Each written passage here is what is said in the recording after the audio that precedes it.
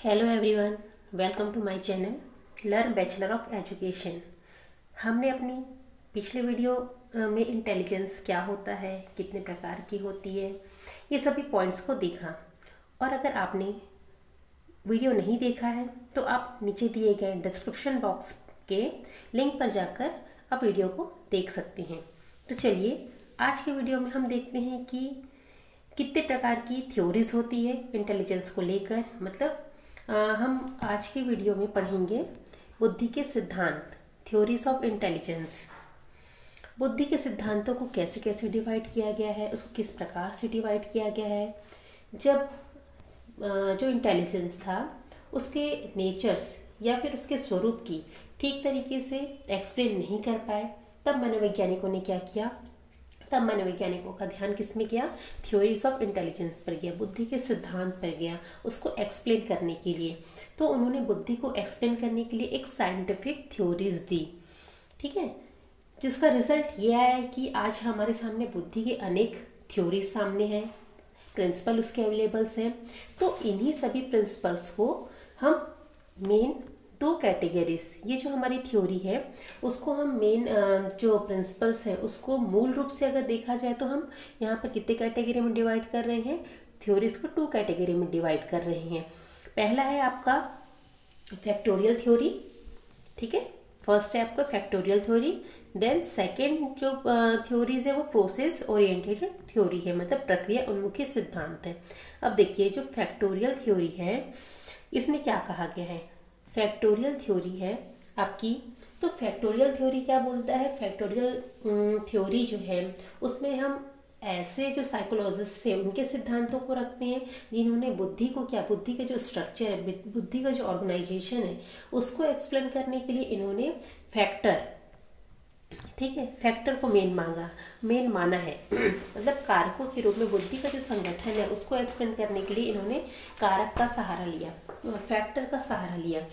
इन्हीं कारकों को जो है आपस में मिलाकर इन्होंने वैज्ञानिकों ने बुद्धि, मनुष्य की जो बुद्धि उसकी व्याख्या की, एक्सप्लेन किया उनको। तो जो इन कारक हैं, ये जो कारक हैं, इन कारकों को एक विशेष स्टैटिकल एनालिसिस के, जिसे हम क्या बोलते हैं, कारक विश्लेषण, फैक्टर एनालिसिस कहते हैं, उसके आधार पर ज्ञात किए। फैक्टर एनालिसिस के माध्यम से इन कारकों को ज्ञात किया, मतलब इन कारकों को ज्ञात करने के लिए एक स्टैटिकल एनालिसिस का यूज़ किया, जिसे हम फैक्टर एनालिसिस कहते हैं, ठीक है। तो यहाँ पर इस श्रेणी में जो इस कारकों को ज्ञात करने वाली श्रेणी के अंतर्गत यहाँ पर इन्होंने मनोवैज्ञानिकों को भी ग्रुप बांट दिए, फर्स्ट ग्रुप और सेकेंड ग्रुप। अब देखिए इस ग्रुप में हम कैसे मनोवैज्ञानिकों को, साइकोलॉजिस्ट को हमने बांटा है। तो यहाँ पर जो फर्स्ट ग्रुप वाले जो साइकोलॉजिस्ट थे, मतलब पहले ग्रुप वाले, इसमें ऐसे मनोवैज्ञानिकों को रखा गया था या ऐसे मनोवैज्ञानिक थे जिनको हम क्या बोलते थे, लंपर्स कहते थे, लंपर्स या पिंडक कहते थे, ठीक है। सेकंड श्रेणी में हमने जो स्प्लिटर्स, जो विभाजक हैं, वैसे मनोवैज्ञानिकों को रखा जाता, मतलब मनोवैज्ञानिकों के ग्रुप का ये नाम था, उसे इन्हें ये दोनों के नाम से जाना जाता था। तो जो फर्स्ट ग्रुप है जिन्हें हम क्या बोल रहे हैं, लंपर्स बोल रहे हैं, पिंडक बोल रहे हैं। तो इन्होंने बुद्धि को क्या बोला है, तो बुद्धि को उन्होंने कहा है कि बुद्धि क्या है, समस्या समाधान करने, तर्क करने तथा ज्ञान प्राप्त करने का एक जो जनरल, ठीक है, एवं संगठित क्षमता है। मतलब इन्होंने ये बुद्धि को प्रॉब्लम सॉल्विंग, रीजनिंग, इंफॉर्मेशन लेने की एक जनरल और यूनाइटेड कैपेसिटी माना है। इसमें जो स्पीयर थे, ठीक है, वो वैज्ञानिक जो थे, मनोवैज्ञानिक थे, वो सबसे पहले आते हैं। इसके बाद देखिए जो हमारा सेकेंड ग्रुप है, स्प्लिटर, ठीक है। तो इसमें किस प्रकार के मनोवैज्ञानिकों को रखा गया है, इनका ये कहना था कि बुद्धि जो है वो बहुत सारी जो हमारी मेंटल एबिलिटीज़ होती है, मानसिक क्षमता होती है, वो क्या होती है, अलग अलग रूप से क्रियाशील होती हैं। मतलब यहाँ पर बुद्धि को एक ना मानकर बहुत सारी मेंटल क्रियाओं का एक योग माना है जो अपने आप में स्वतंत्र होती है। तो इसके जो समर्थन करता थे जैसे गिलफोर्ड है, गार्डनर है, थॉर्नडाइक, थर्स्टन, ये सब इसके अंतर्गत दोनों के दोनों आए थे। अब हम इसमें सेकेंड इनका देखते हैं। ये तो हमारा हुआ फैक्टोरियल थ्योरीज, मतलब जो कारक को मेन माना है बुद्धि को एक्सप्लेन करने के लिए। अब आपका आता है सेकेंड है प्रोसेस ओरिएंटेड थ्योरी, मतलब प्रक्रिया उन्मुखी सिद्धांत। तो ये सिद्धांत कैसे आया? करीबन 1960 में क्या था, वो जो बुद्धि का स्वरूप था उसके नेचर को उसे व्याख्या करने के लिए जो हमारी फैक्टोरियल थ्योरी थी, इसके द्वारा वो काफ़ी प्रभावित हुआ। परंतु इसके बाद के जब वर्षों पर कॉग्निटिव साइकोलॉजी पर अधिक जब बल दिया जाने लगा, ठीक है, तो वैसी परिस्थितियों में क्या हुआ, बुद्धि के स्वरूप की बहुत सारी नए नए प्रिंसिपल्स आने लग गए। तो जो प्रिंसिपल आए हैं उसी को ही, यही प्रिंसिपल्स को हम बोल सकते हैं प्रोसेस ओरिएंटेड थ्योरी। इन्होंने इनकी इस सिद्धांत की क्या क्या विशेषता थी, मतलब इन्होंने बुद्धि के स्वरूप का एक्सप्लेन कैसे किया। इन्होंने क्या कहा है कि बुद्धि के स्वरूप की अगर एक्सप्लेन की बात है तो इन्होंने अलग अलग जो फैक्टर के, बुद्धि को अलग अलग फैक्टर के रूप में ना करके उसको इन्होंने क्या किया है, बौद्धिक प्रक्रियाओं का के रूप में एक्सप्लेन किया। मतलब आपका फैक्टोरियल थ्योरी में इन्होंने बुद्धि को फैक्टर माना है और यहाँ पर प्रक्रिया उन्मुखी सिद्धांत के अंतर्गत बुद्धि को इन्होंने बौद्धिक प्रक्रिया का स्वरूप दे दिया है, इंटेलेक्चुअल प्रोसेस का स्वरूप के रूप में मान लिया है, जिसमें व्यक्ति क्या करता है, किसी भी समस्या को समाधान करने में, सोच विचार करने में लगाता है। ठीक है, तो इन्होंने यहाँ पे दो प्रकार के जो फैक्ट थे उसको एक्सप्लेन करने की कोशिश की। ठीक, कौन कौन से हो सकते हैं देखिए, मतलब यहाँ पर ये कहा गया है कि व्यक्ति अगर कोई मनुष्य है तो वो कोई उसके सामने कोई समस्या आती है तो उस समस्या को वो सॉल्व करने के लिए कौन कौन से प्रोसेस का सहारा लेगा, मतलब अपने बुद्धि का अपना यूज़ कर रहा है, मानसिक क्रियाओं का यूज़ कर रहा है ना। इसके बाद देखिए इसमें और क्या बोला गया है कि जो मनुष्य है, जो व्यक्ति है, उसमें जो उनकी जो बौद्धिक प्रक्रिया हो उसका विकास कैसे होता है। मतलब मनुष्य के अंतर्गत जो बुद्धि है, बुद्धि के अंतर्गत आपकी क्या है, मतलब व्यक्ति में जो बौद्धिक प्रक्रियाएं होती हैं, इंटेलेक्चुअल प्रोसेस होता है, उसका डेवलपमेंट कैसे होता है, परिपक्वता, मतलब जैसे जैसे व्यक्ति में क्या है मैच्योरेशन बढ़ती जाता है तो वैसे वैसे इन प्रक्रियाओं में उनका व्यवहार कैसे चेंज होता है। तो इसी को एक्सप्लेन करने के लिए यहाँ पर प्रक्रिया ओरिएंटेड थ्योरी का विकास हुआ है। ठीक है, तो इसके अंतर्गत अब हम पियाजे की थ्योरी देख सकते हैं, ब्रूनर की थ्योरी देख सकते हैं, स्टैनबर्ग की थ्योरी देख सकते हैं, ये सब इसके अंतर्गत आते हैं।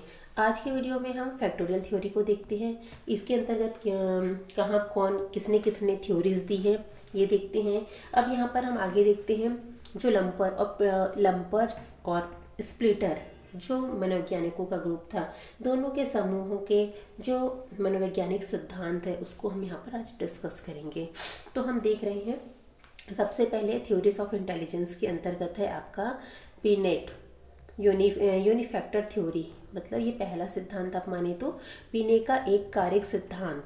ठीक है, इसके प्रतिपादक कौन थे, बिनेट, अल्फ्रेड बिनेट थे, 1905 में दिया गया था। अगर पूछा जाए कि बुद्धि का एक कारक सिद्धांत किसके द्वारा दिया गया है तो आप क्या बोलोगे, बुद्धि का एक कारक सिद्धांत अल्फ्रेड बिनेट द्वारा दिया गया है, ऐसा क्वेश्चन पे आ सकता है।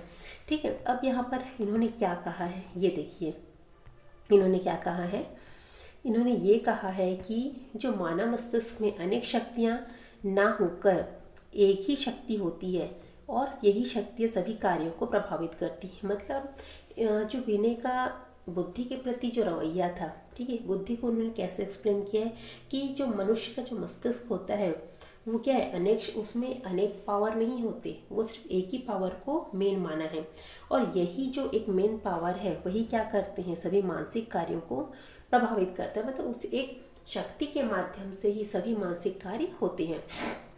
ठीक है, यहाँ पर बुद्धि को राजकीय सिद्धांत भी कहा गया है। जैसे एक एग्जाम्पल के थ्रू इन्होंने बताया है कि जो कोई एक व्यक्ति है तो एक व्यक्ति में उसके मस्तिष्क में, उसके ब्रेन में एक ही शक्ति है जो सभी कार्यों को प्रभावित करती है। तो ये बोल सकते हैं कि अगर मान लो कोई एक व्यक्ति किसी एक क्षेत्र में निपुण है तो वह अन्य भी क्षेत्रों में निपुण होगा। क्यों? क्योंकि उसके बुद्धि में तो सिर्फ एक ही पावर है ना, एक ही फैक्टर है, तो वही फैक्टर अगर इसमें स्ट्रांग है तो वो दूसरे कार्य के लिए भी स्ट्रांग हो सकती है। इन्होंने ये भी कहा है कि बुद्धि क्या है, विभिन्न खंड, विभिन्न पार्टों में ना बंटकर एक अविभाज्य इकाई है जिसे हम और खंडित नहीं कर सकते। ठीक है, मतलब यह है कि वह पूर्ण एक इकाई है। ठीक है, इसे बुद्धि का राजकीय सिद्धांत भी कहा गया है। तो ये हुआ आपके बीने का एक कारक सिद्धांत। अब हम अगला देखते हैं उन्होंने क्या कहा है। सेकेंड थ्योरी है, दूसरी थ्योरी आती है आपकी टू फैक्टर एनालिसिस, मतलब Spearman two factor analysis, Spearman का द्विकारक सिद्धांत या बुद्धि का द्विकारक सिद्धांत की बात करें तो वो किसने दिया गया, वो बुद्धि के द्विकारक सिद्धांत के प्रतिपादक कौन थे? बुद्धि के द्विकारक सिद्धांत के प्रतिपादक स्पीयरमैन को माना गया है। ये ब्रिटेन के थे। इन्होंने क्या कहा है, देखिए इन्होंने क्या किया, बीने का जो सिद्धांत था यूनिफैक्टर, ठीक है, उस सिद्धांत को नकार दिया। वो नहीं मानते कि बुद्धि के लिए सिर्फ एक ही फैक्टर होता है। और उन्होंने ये भी कहा कि जो वह एक कारक ना होकर बुद्धि का एक, बुद्धि में जो भी मानसिक क्रियाएं करती वो एक वन फैक्टर ना होकर वो कौन सी फैक्टर है? यूनिफैक्टर है, टू फैक्टर है। उन्होंने ये भी कहा कि जो इसके प्रतिपादक देख लेते हैं, जो इस टू फैक्टर थ्योरीज के प्रतिपादक कौन है? स्पीयरमैन है। ठीक है, इन्होंने बुद्धि की संरचना को मूल रूप से दो कारकों में डिवाइड किया है। सबसे पहला है आपका जनरल फैक्टर, ठीक है, और दूसरा है आपका specific factor. General factor G factor, specific factor S factor. तो यहाँ पर हम ये बोल सकते हैं कि जो स्पीयरमैन का जी कारक, ठीक है, जी फैक्टर जो है वो एक जन्मजात होता है, जन्मजात कारक होता है। इनके अनुसार हर व्यक्ति में ये जो जी फैक्टर है, ठीक है, इसकी बात पहले करते हैं। इस जी फैक्टर में हर व्यक्ति में कोई भी जो, अगर हम मानसिक कार्य कर रहे हैं तो मानसिक कार्य करने के लिए एक जनरल कैपेसिटी होती है, तो वो जनरल कैपेसिटी अलग अलग मात्रा में पाई जाती है। ठीक है, यही इसी कारण से जी कारक को ही स्पीयरमैन ने क्या कहा है? मेंटल एनर्जी भी कहा है। जिस व्यक्ति में स्पीयरमैन ने ये भी कहा कि जिस व्यक्ति में जी फैक्टर जो है या जी कारक जितना ज़्यादा अधिक होगा वह व्यक्ति ही उतना ही अधिक क्या करेगा? सभी तरह के मानसिक कार्यों में एक्सेलेंट होगा, प्रवीण होगा। ठीक है, स्पीयरमैन ने ये भी कहा है कि जी कारक की विशेषताएं बताई हैं कि यह विशेषता हो सकती है कि इसमें किसी भी तरह के शिक्षण, टीचिंग या आपके एक्सपीरियंस किसी का प्रभाव नहीं पड़ता। क्यों नहीं प्रभाव पड़ता? क्योंकि ये जन्मजात है, हमारे हेरिडिटी में पाया जाएगा। मतलब यहाँ पर व्यक्ति का जो जी कारक की मात्रा क्या होती है? फिक्स्ड होती है, जो हेरिडिटी से वो लेके आए। परंतु इसका ये अर्थ ये नहीं बोला गया है कि सभी व्यक्तियों में इसकी मात्रा समान होगी। ठीक है, मतलब हर व्यक्ति में क्या है? मानसिक कार्य करने की जो क्षमता है वो निश्चित नहीं होती है। किसी में इस क्षमता की जो मात्रा है, जी फैक्टर की मात्रा अधिक हो सकती है और किसी में मात्रा कम हो सकती है। अब देखते हैं हम एस फैक्टर। जो हमारा एस फैक्टर है वो एस फैक्टर क्या है? अर्जित है, अर्न किया हुआ फैक्टर है। ठीक है, तो इसमें जो हमारे एस फैक्टर के अंतर्गत, ये हमारा एस फैक्टर क्या है? अर्जित वाला फैक्टर है। तो स्पीयरमैन ने ये भी कहा है कि इसमें जो प्रत्येक हमारी जो मानसिक क्रियाएं हैं, मानसिक क्रियाओं को करने में कुछ स्पेसिफिसिटी चाहिए रहती है, विशिष्टता चाहिए रहती है। क्योंकि जो हर प्रकार के जो मानसिक कार्य होते हैं वो एक दूसरे से क्या होते हैं? कुछ न कुछ भिन्न होते हैं। यहाँ पर अलग अलग चीज़ें बताई गई है। मानसिक कार्य एक को नहीं बोला गया है, ठीक है, उसमें मानसिक कार्य की मात्रा अलग अलग होती है, बोला गया है। तो स्पीयरमैन ने इसी एस फैक्टर कहा है। एस फैक्टर का क्या है? जो स्वरूप होता है वो परिवर्तनशील होता है। ठीक है, मतलब एक मानसिक क्रिया में एक तरह के एक्स कारक की ज़रूरत होती है, तो दूसरे तरह की जो मानसिक क्रियाएं होती है उसमें भी क्या होती है? दूसरे तरह के एस कारक की आवश्यकता होगी। और एक ही व्यक्ति में जो एस कारक की मात्रा होती है, ठीक है, एस कारक की मात्रा जो होती है वो क्या होती है? भिन्न भिन्न अलग अलग कार्यों के लिए निश्चित नहीं होती है। हो सकता है कि एक कार्य के लिए एक व्यक्ति में एस की मात्रा क्या अधिक हो सकती है, परंतु उसी व्यक्ति में दूसरे कार्य के लिए एस की मात्रा अलग हो सकती है। जैसे मान लो एक व्यक्ति में गाना गाना, ठीक है, हमारा कार्य है सिंगिंग करना, तो सिंगिंग करने के लिए एस कारक अधिक हो सकता है, परंतु जरूरी नहीं है कि उस व्यक्ति में पेंटिंग करने के लिए भी एस कारक उतना ही हो जितना गाना गाने के लिए हो। उसकी मात्रा कम भी हो सकती है, ज़्यादा भी हो सकती है। ठीक है, अब हम दोनों में थोड़ा सा कंपेयर करके देख लेते हैं क्या है। देखिए एस कारक और जी कारक और एस कारक। जी कारक जो है हमारा जन्मजात फैक्टर है, हेरिडिटी से हमको जो मिले है, और एस कारक है अर्जित फैक्टर, अर्न किया हुआ। जी कारक में ट्रेनिंग, पास्ट एक्सपीरियंस का प्रभाव नहीं पड़ता, मतलब इसमें प्रशिक्षण, पूर्व अनुभव की को कोई प्रभाव नहीं पड़ता। और इसमें विशिष्ट कारक जो अलग से आता है, इसमें हमारे पूर्व अनुभव, ट्रेनिंग, प्रशिक्षण का प्रभाव पड़ता है। मतलब एस कारक के लिए आप जितना ज़्यादा उसको प्रशिक्षित करोगे वो उतना अधिक डेवलप होगा। इसमें और क्या बोला गया कि जो प्रत्येक व्यक्ति में कोई भी मानसिक कार्य करने के लिए जो जनरल कैपेसिटी है, ठीक है, उसकी अलग अलग मात्रा मौजूद होती है। और आपका एस फैक्टर में एक व्यक्ति में एक क्रिया के लिए एस कारक की मात्रा अधिक हो सकती है तो दूसरे कार्य के लिए वो कम हो सकती है, जैसे हमने सिंगिंग और उसके माध्यम से समझा। अब देखिए प्रत्येक व्यक्ति में जी फैक्टर की मात्रा क्या होती है, फिक्स्ड होती है, ठीक है। और एस कारक का जो स्वरूप होता है वो परिवर्तनशील होता है। तो ये हम देख सकते हैं कि जो एस कारक है उसमें हम बच्चों को किसी मतलब जिसमें एस फैक्टर को हम ट्रेनिंग देकर उसको और अधिक डेवलप कर सकते हैं। जैसे मान लो किसी को हाँ प्रशिक्षण, मान लो एस फैक्टर पे हमको अगर म्यूज़िक आता है, तबला बजाना आता है, पर वो थोड़े लेवल पर आता है, अगर हम उसको और अधिक ट्रेनिंग देंगे तो क्या होगा, वो तबला मास्टर भी बन सकता है, एक अच्छा पेंटर भी बन सकता है, ठीक है। अब देखते हैं अगले की बात करें तो यहाँ पर ये जो स्पीयरमैन की जो थ्योरीज थी उसमें भी कुछ कुछ आलोचनाएं हुई थी। जैसे थर्स्टन थे, गिलफोर्ड थे, इन्होंने ये बोला था कि स्पीयरमैन में तो ये बताया था कि बुद्धि की व्याख्या के लिए सिर्फ दो कारक जिम्मेदार होते हैं, जी कारक और एस कारक। लेकिन जो थर्स्टन थे, गिलफोर्ड थे, वो स्पीयरमैन की इस तथ्य की जो आलोचना करते थे, उनके अनुसार बुद्धि दो कारकों से संभव नहीं है, उसके लिए अनेक कारकों की ज़रूरत पड़ती है, ऐसा इन्होंने इसकी आलोचनाएं की थी। अब अगला हम देखते हैं कौन सी थ्योरी हमारी। तो अगली थ्योरी है जो तीसरे नंबर की थ्योरी, वो Thurston group factor theory, Thurston का समूह कारक सिद्धांत। यहाँ पर नाम से ही स्पष्ट है।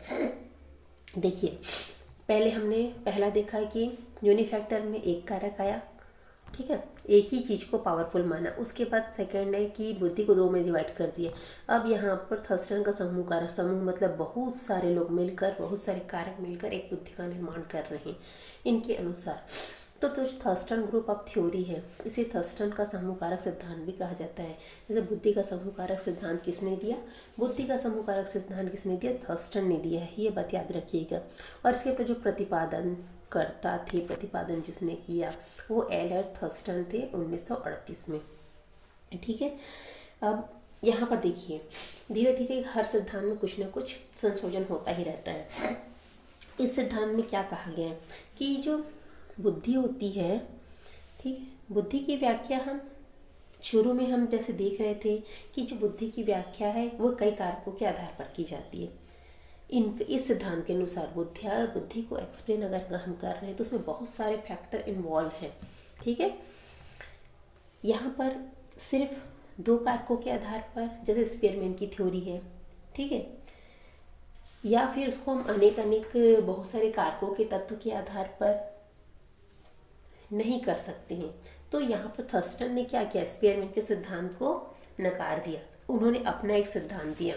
क्या दिया कि जो मानसिक प्रक्रियाएं या क्षमता होती है, ठीक है, मानसिक प्रक्रिया क्षमता का एक सामान्य प्रधान कारक होता है, कॉमन प्राइमरी फैक्टर होता है, जो उन सभी मानसिक क्रियाओं को आपस में एक सूत्र में बांधे रखता है।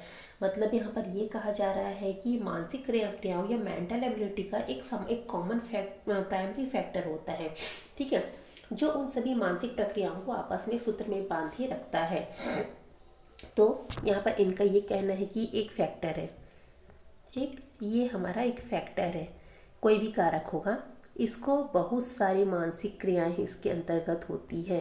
तो ये यही फैक्टर है, इन सभी मानसिक क्रियाओं को आपस में क्या करता है, जोड़ के रखता है, इनका ये कहना है, ठीक है। तो इन्होंने क्या किया था, अपने जो बुद्धि के अंतर्गत उन्होंने 7 प्राइमरी मेंटल एबिलिटीज मानसिक कारक को बताया था। मतलब यहाँ पर इन्होंने 7 कारक को बताया था। इस कारक के अंतर्गत बहुत सारी आपकी मानसिक क्रियाएं चलती रहती हैं, ठीक है।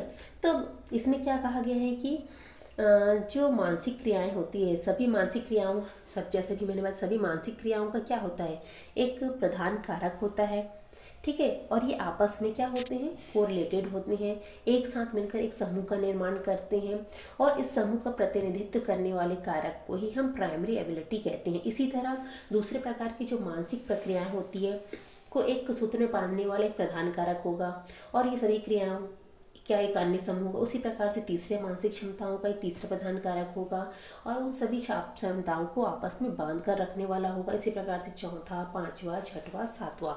तो अब हम ये देख लेते हैं कि 7 जो प्राथमिक मानसिक कारक थे वो कौन कौन से थे, जो मानसिक क्षमताएं थी आपस में मिलकर कोरिलेटेड, तो कौन कौन सी थी, ठीक है। अब देखिए, थर्स्टन ने क्या किया था, अपने सिद्धांतों में प्राइमरी मेंटल एबिलिटीज PMA का स्पष्टीकरण किया था।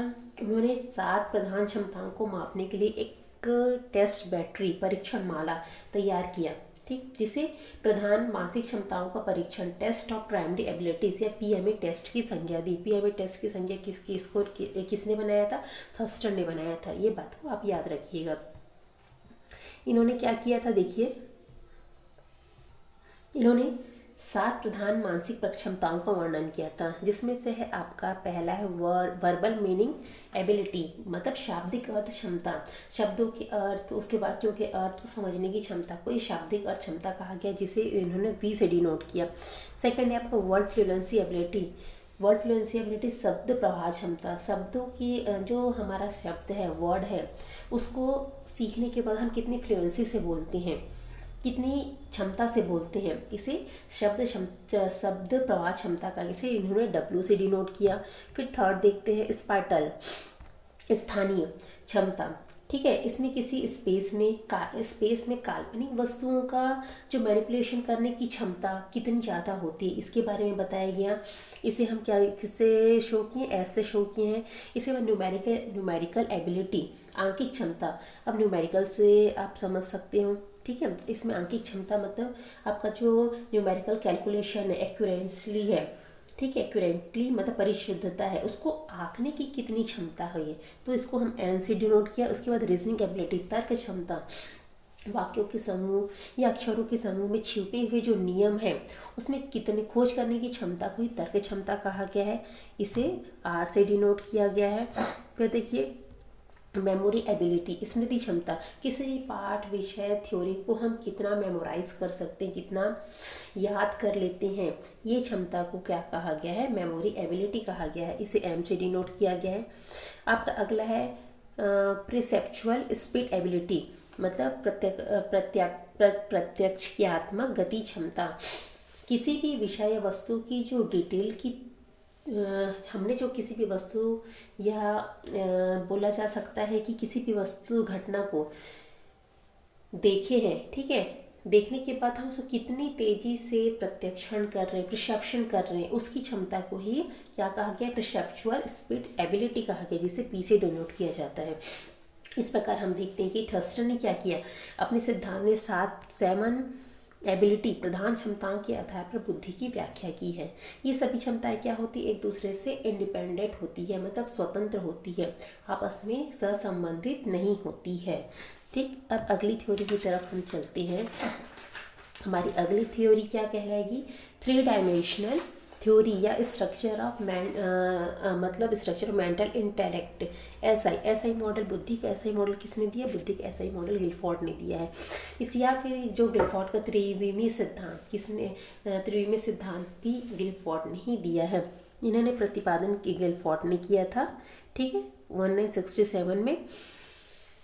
तो हम यहाँ पर देख रहे हैं कि जो बुद्धि है, बुद्धि के जो सिद्धांत है, 3 डायमेंशनल थ्योरी जो है, त्रिविमीय सिद्धांत है, इसे हम क्या बोल सकते हैं, स्ट्रक्चर ऑफ इंटेलेक्ट थ्योरी भी कहते हैं, SI मॉडल भी कहते हैं।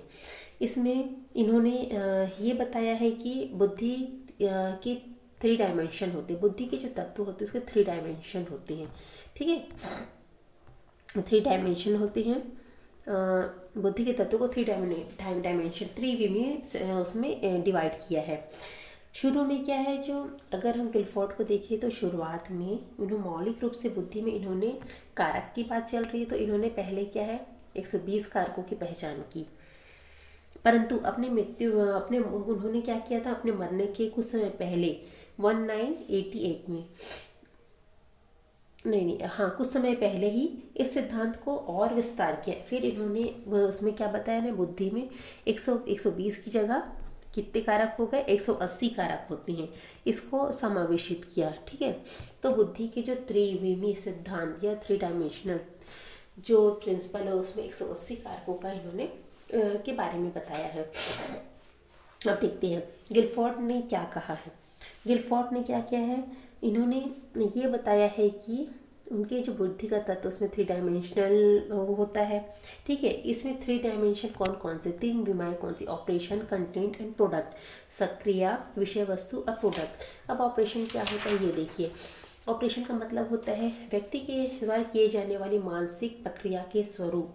मतलब हम यहाँ पर ऑपरेशन से या सक्रिया से मतलब ये निकाल सकते हैं कि व्यक्ति के द्वारा किया जाने वाला मानसिक प्रक्रिया का स्वरूप कैसा होता है।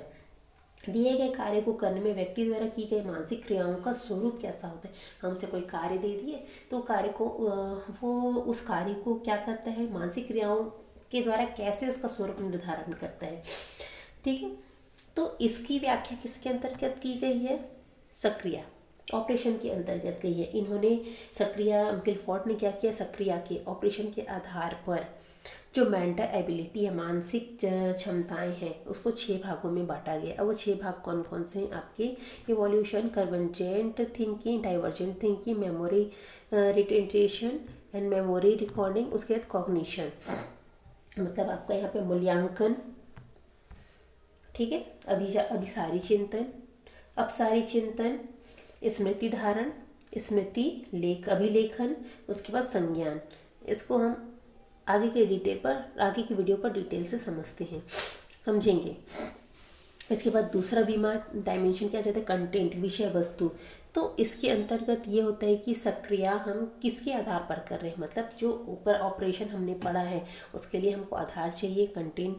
ठीक है, तो वो हमारा कंटेंट के अंतर्गत आ जाएगा। ठीक है, तो इसके बाद कंटेंट को भी 5 भागों में डिवाइड किया गया है।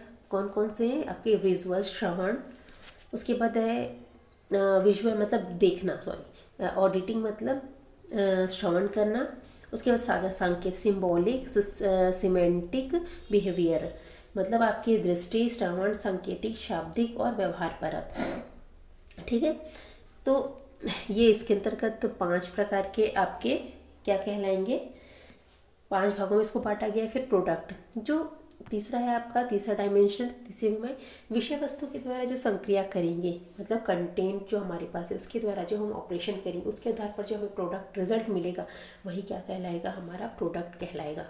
तो प्रोडक्ट को इन्होंने भी 6 भाग में बांटा गया है, unit, class, relation, systems, transformation, implications. तो आपको कौन कौन सा, इकाई, वर्ग, संबंध, पद्धति, रूपांतरण।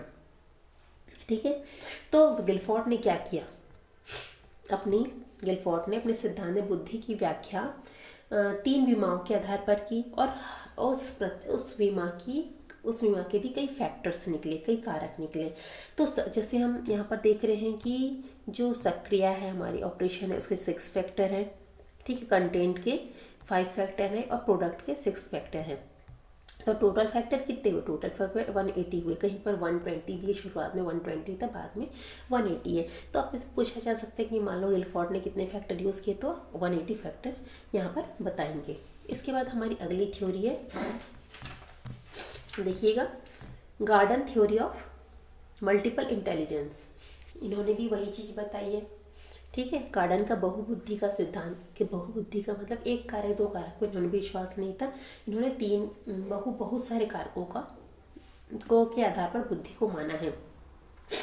गार्डन ने बुद्धि का एक नया सिद्धांत विकास किया। ठीक है, जिसे हम क्या बोल सकते हैं, गार्डनर थ्योरी ऑफ इंटेलिजेंस कहते हैं। इन्होंने क्या बोला है कि बुद्धि का जो नेचर या उसका स्वरूप होता है वो सिंगुलर ना होकर बहुकारकी होता है।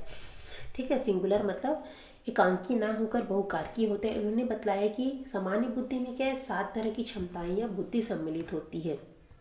कितने तरह की सम्मिलित होती है यहाँ पर? 7 तरह की 7 तरह की क्षमताएं किसमें सम्मिलित होगी?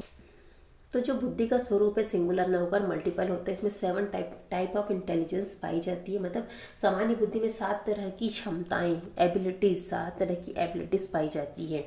और ये जो 7 तरह की बुद्धि का विशेष गुण ये बोला है कि हर बुद्धि क्या होती है, एक दूसरे से इंडिपेंडेंट, स्वतंत्र होती है, किसी के साथ कोई किसी का रिलेशन नहीं होता। तो कौन कौन से 7 प्रकार के हम देख लेते हैं। पहला तो है आपका भाषाई बुद्धि, लिंग्विस्टिक इंटेलिजेंस। तो ऐसा जो है भाषाई बुद्धि वाले जो व्यक्ति होंगे उनके में क्या होगी, ऐसी बुद्धि में वाक्यों, शब्दों की बोध क्षमता, कंप्रिहेंशन एबिलिटी, वोकैबुलरी, शब्दों के जो क्रम के बीच का संबंध उसके पहचानने की क्षमता ज़्यादा होगी, ऐसी सम्मिलित होगी। दूसरा लॉजिकल मैथमेटिकल इंटेलिजेंस, तार्किक गणितीय बुद्धि वाला। तो इस बुद्धि में क्या होता है, तर्क करने की क्षमता, गणितीय समस्याओं को समाधान करने की क्षमता, सीक्वेंस, अंकों का जो सीक्वेंस होता है उसको पीछे जो संबंध रहते हैं उसको पहचानने की क्षमता, एनालॉजिकल एबिलिटी, इसमें सब इसके अंतर्गत पाए जाते हैं। इसके बाद आपका स्पाटिकल इंटेलिजेंस, स्थानिक बुद्धि। इसमें जो है स्थानिक जो चित्र है उसको मानसिक रूप से में परिवर्तन करने की क्षमता या कल्पना करने की क्षमता इसके अंतर्गत सम्मिलित होता है। फिर है आपका बॉडी काइनेस्टिक इंटेलिजेंस, शारीरिक गतिक बुद्धि। तो इस तरह की जो बुद्धि होती है वो कैसी होती है, इस तरह की जो बुद्धि होती है वो बुद्धि में अपने जो शारीरिक गति होती है, अपनी जो बॉडी का मूवमेंट होता है, ठीक है, वो उसको नियंत्रण रखने की क्षमता, या फिर वस्तुओं को सावधानी पूर्वक या अच्छे ढंग से घुमाने, स्किलफुल घुमाने उपयोग करने की क्षमता विकसित होती है। जैसे हम देखते हैं कोई डांस करने वाली नर्तकी होती है वो कैसे अपनी बॉडी मूवमेंट करती है, ठीक है, व्यायाम करने वाले लोग कैसे बॉडी का मूवमेंट करते हैं, इसके अंतर्गत ये बुद्धि आती है। फिर आपका म्यूजिकल इंटेलिजेंस, अब म्यूजिकल मतलब गाने से रिलेटेड हो, संगीत की बुद्धि, इसमें किसी भी लय तार को प्रत्यक्षण करने की क्षमता पाई जाती है, ठीक है। इसके बाद है व्यक्तिगत पर्सनल सेल्फ इंटेलिजेंट।